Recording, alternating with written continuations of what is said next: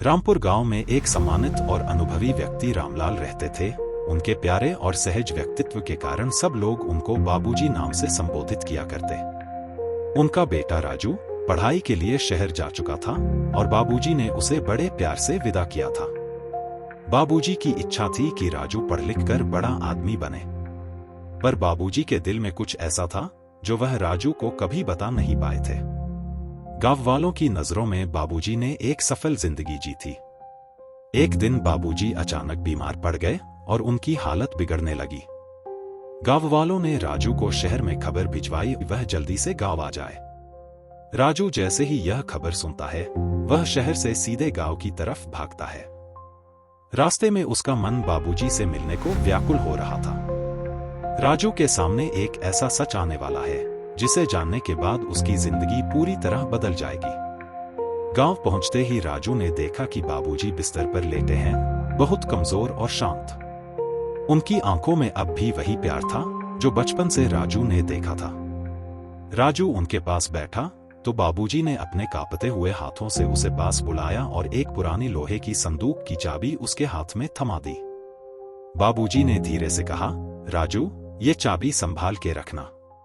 इस संदूक में एक वसीयत है, पर इसे तब खोलना जब मैं इस दुनिया में न रहूं। राजू ने कहा, बाबूजी ऐसी बातें मत करिए, और वह बाबूजी की देखभाल में जुट गया।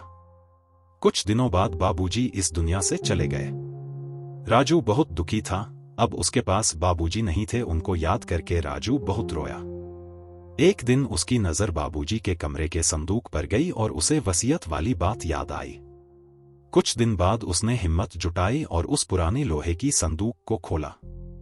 अंदर बाबूजी की वसीयत का एक पन्ना रखा था। वसीयत में लिखा था, मेरे बेटे राजू, जब तू ये वसीयत पढ़ रहा होगा तब मैं इस दुनिया में नहीं रहूंगा। मैंने तेरे लिए सारी जिंदगी मेहनत की ताकि तुझे वो मिल सके जो मुझे कभी नहीं मिला। इस संदूक में मेरी डायरी भी रखी हुई है। अगर तुझे वक्त मिले तो मेरी डायरी पढ़ लेना। उसमें मैंने अपनी जिंदगी के कुछ सबसे अहम लम्हे दर्ज किए हैं। राजू को समझ नहीं आया कि डायरी क्यों इतनी अहम हो सकती है। उसने संदूक में और देखा, वहां बाबूजी की पुरानी डायरी रखी थी। राजू ने डायरी उठाई और पढ़ना शुरू किया। डायरी के पहले कुछ पन्ने तो आम जीवन के किस्से थे, लेकिन धीरे धीरे कहानी गहराई लेने लगी। बाबूजी ने अपनी जिंदगी के संघर्ष, अपने खोए हुए सपनों और एक राज का जिक्र किया था जो राजू को हिला देने वाला था। डायरी में लिखा था कि बाबूजी की भी एक बार पढ़ाई के लिए शहर जाने की इच्छा थी, पर हालातों ने उन्हें रोक लिया था।